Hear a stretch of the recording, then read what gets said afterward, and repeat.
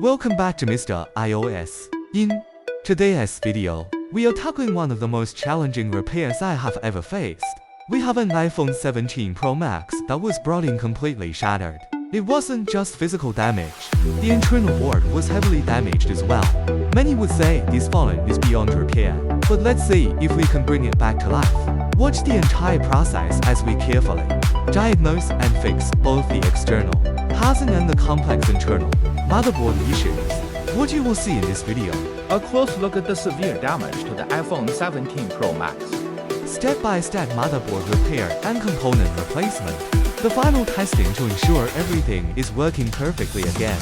If you enjoy restoration and tech repair videos, make sure to like, comment, and subscribe to the Mr. iOS channel for more content like this. Let me know in the comments, would you have tried to fix this, or would you have replaced it?